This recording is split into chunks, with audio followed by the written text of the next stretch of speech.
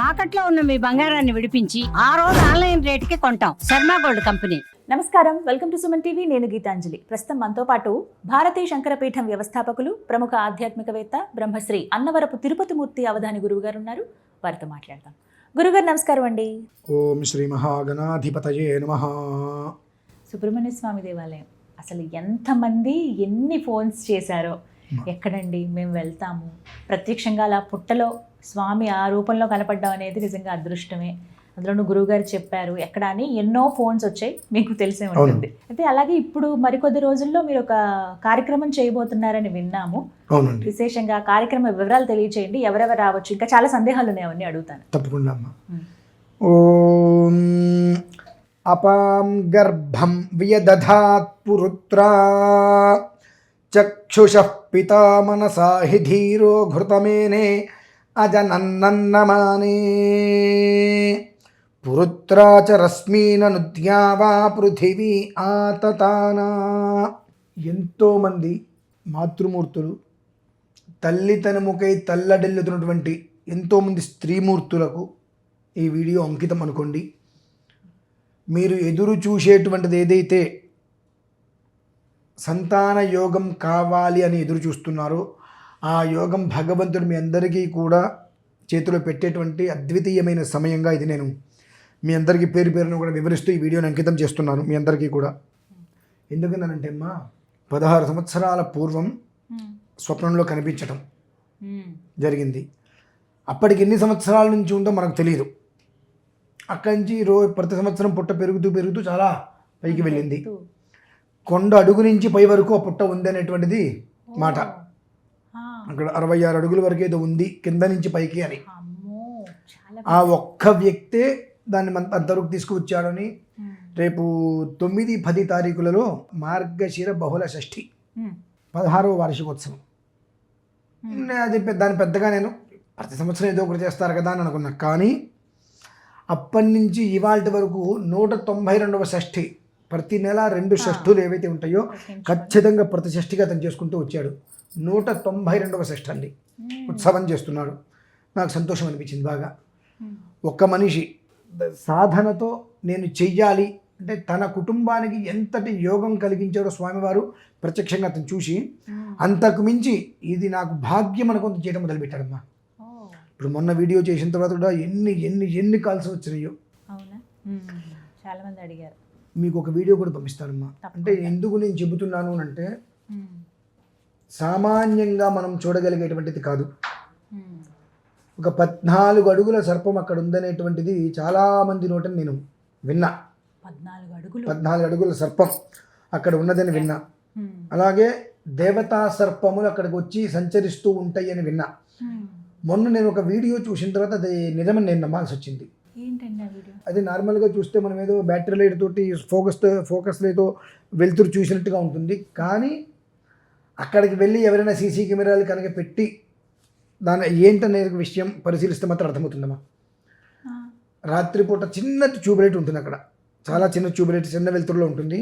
అర్ధరాత్రి సమయంలో షష్ఠి లేదా కృత్తికా నక్షత్రం ఇటువంటి సమయంలో ఒక్కొక్కసారి ఒక టార్చీ లైట్ పెట్టి మనం ఫోకస్ లైట్ వేస్తే ఎలా ఫోకస్ వస్తుందో అలా ఆ పుట్ట వరకు పైకి కిందకి వెలుతురు తిరుగుతుందమ్మా. అది చూస్తే ఎవరో టార్చీ లైట్ పెట్టి ఫోకస్ వేశారనుకుంటారు. మంచిది, నీ కర్మ నీ ప్రారంభం, దానికి ఎవరేం చేయగలిగేది ఏం లేదు. అస్తు పాము ఒక 5 తలలు అంటే 5 తలలతో ఉండే పాము రూపం ఒకటి, సుబ్రహ్మణ్యేశ్వర రూపం ఒకటి, నెమలి ఆకృతి ఒకటి, అక్కడ అందులో చిన్నవి రావటం అనేటువంటిది నేను ఆ జూమ్ చేసుకొని చాలా జాగ్రత్తగా 1 నిమిషం వీడియోని 4 నిమిషాల పాటు తీసుకొని కొంచెం చూసుకుంటూ వస్తే అందులో నాకు ఆశ్చర్యం వేసిందండి. అంటే ఇది ఎవరో మానవ కృతి కాదు, భగవంతుడు ఇక్కడ నేను ఉన్నాను అని చెప్పేటువంటి స్థితి ఇది. నీకు నమ్మకం ఉందా, నా దగ్గరకు వచ్చి కూర్చో, నన్ను ఆరాధించు, నీకు కావాల్సిన ఏదైతే ఉంటుందో అది నేను నీకు ఇస్తాను అనేటువంటిది చెప్పకనే చెప్పినటువంటి మహత్తరమైనటువంటి క్షేత్రం అనేటువంటిది మాత్రం నేను 1-2 సార్లు పరిశీలించి చూసిన తర్వాత నేను ఈ వీడియోని తీసుకురావాల్సి వచ్చిందమ్మా. మీకు ఎవరికైనా డౌట్ వస్తే ఇది నిజమా అబద్ధం అనుకుంటే మీరు కూడా అక్కడ ఏదైనా సీసీ కెమెరాస్ పెట్టుకోవచ్చు. ఆ ఫోకస్ లైట్ వచ్చినప్పుడు 4-5 పెట్టుకోండి. మీకు ఎవరు వేస్తున్నారో కూడా తెలియదు, ఎక్కడి నుంచి వస్తుందో తెలియదు. కానీ ఆ లైట్ మాత్రం ఒక కాంతి, సువర్ణ కాంతి అంటారు చూడండి, అటువంటి కాంతి మాత్రం అక్కడ మీరు గమనించారండి. అంత అద్భుతం. రేపు 192వ షష్ఠి కూడా జరుగుతుంది. గురుగారు డిసెంబర్ 9, 10 2 రోజులు చేస్తున్నారండి. డిసెంబర్ 9వ తారీఖు మధ్యాహ్నం నుంచి షష్ఠి, మంగళవారం షష్ఠి వచ్చింది. 10వ తారీఖు ఉదయం మధ్యాహ్నం వరకు మళ్ళీ మనకు షష్ఠి ఉంది. కాబట్టి ఆ షష్ఠి తిథిలో స్వామివారికి విశేషంగా గంధానులిప్తాంగంగా అభిషేకం చేసుకొని, అలానే కాలసర్పదోష ప్రభృతికి హోమము, కుజదోషానికి సంబంధించిన హోమము, సుబ్రహ్మణ్యేశ్వర స్వామి వారికి హోమము చేసి ఆ బుధవారం రోజు నాడు అనగా 10వ తారీఖు మధ్యాహ్నం యజ్ఞపాయసాన్ని, యజ్ఞప్రసాదాన్ని అందరికీ కూడా ప్రసాదంగా అందించడం జరుగుతుంది. 600-700 మందికి పైన 700 మందికి పైన సంతానం కలిగిందండి ఈ షష్ఠి మహోత్సవంలో పాల్గొని. కేవలం షష్ఠి అనేటువంటిది ఏదైతే ఉందో షష్ఠి మహోత్సవంలో పాల్గొని ఆ అనుగ్రహాన్ని పొందిన వాళ్ళు 700 మంది పైన ఉన్నారమ్మా. అలాగే 34-30 సంవత్సరాల నుంచి వివాహం కాక సతమతమవుతున్న వాళ్ళందరికీ కూడా భగవద్ అనుగ్రహం. అటువంటి వాళ్ళందరూ కూడా ఎంతో భక్తిగా ఉంటూ ఉంటారు. నేను వస్తారు, వాళ్ళకి ఏదో వాళ్ళు చేసుకుంటూ ఉంటారు, వెళ్తూ ఉంటారు. కానీ అది ఒక వైదిక పరంగా మంత్రయుక్తంతో తీసుకువెళ్ళాలి ఒక్కసారి అనే ఒక ఉద్దేశ్యంతో 16వ వార్షికోత్సవం పూర్తయి 17లోకి అడుగు పెడతారు.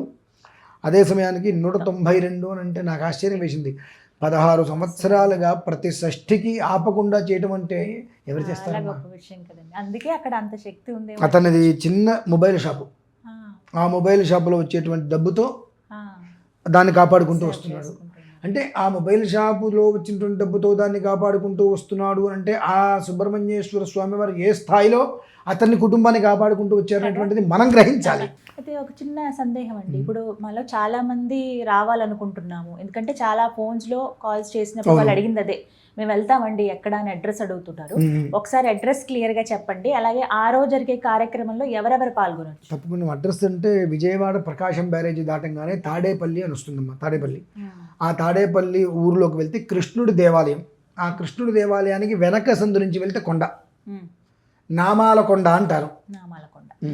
అది అందరికి బాగా ఫేమస్. ఏంటంటే ఎక్కడైతే కనుక సుబ్రహ్మణ్యేశ్వర స్వామి పుట్ట ఉందో ఆ పుట్ట పైన నామాలు ఉంటాయి కాబట్టి నామాల కొండ అంటే అర్థమవుతుంది. లేదు సుబ్రహ్మణ్య స్వామి కొండ అన్న కృష్ణుడు గుడి వెనక నుంచి పైకి ఎక్కాలమ్మా, అది అర్థమైపోతుంది ప్రతి ఒక్కరికి. ఇది 6 షష్ఠులకి సంబంధించిందమ్మా. అంటే ఎవరైనా వారికి కావాల్సినటువంటి సంతాన ప్రక్రియ అటువంటి ఏమైనా ఉన్నాయి అని అంటే కనీసం 6 షష్ఠులు వాళ్ళందులో పాల్గొనవలసి ఉంటుంది. అంటే రావాల్సిన అవసరం లేదు, మొదటిసారి చివరిసారి వచ్చినా పర్లేదు కానివ్వండి. కానీ 6 షష్ఠి అంటే మనకు ప్రతి నెల 2 వస్తాయి షష్ఠులు. అలా 3 నెలలు మాత్రం ఆ షష్ఠి ఉత్సవానికి సంబంధించి వాళ్ళు కొన్ని నియమాలను పాటించాలి.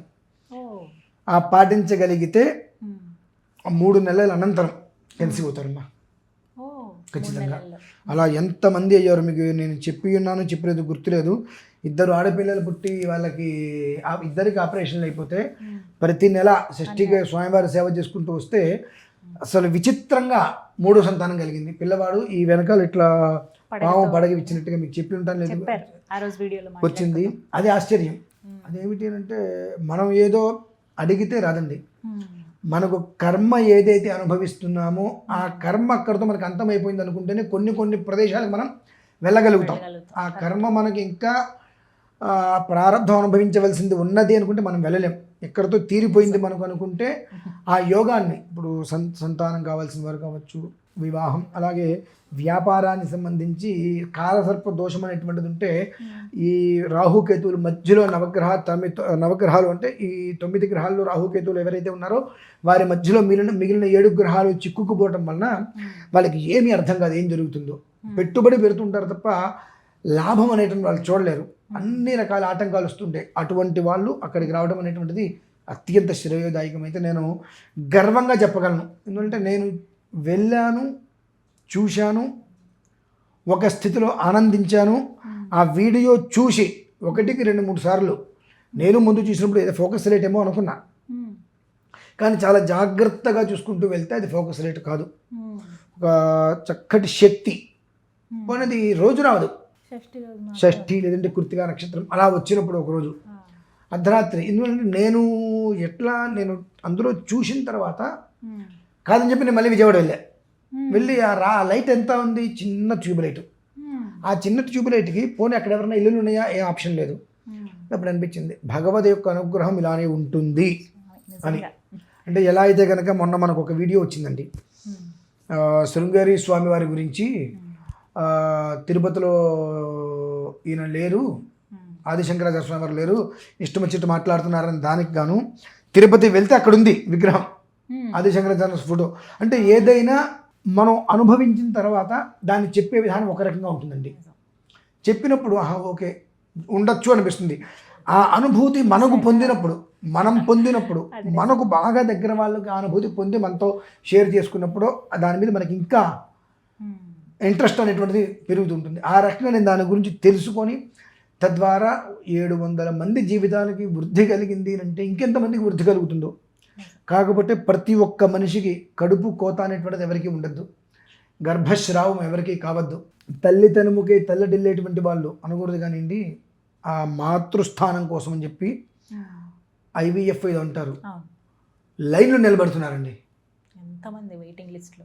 అటువంటి వాళ్ళందరికీ అటువంటి పరిస్థితి లేకుండా భగవంతుని యొక్క అనుగ్రహం వల్ల సంతానకారకుడు సుబ్రహ్మణ్యేశ్వరుడు. ఎలా అంటే మనిషికి సుబ్రహ్మణ్యేశ్వరుడికి అనుసంధానం బాగా ఉంటుందండి.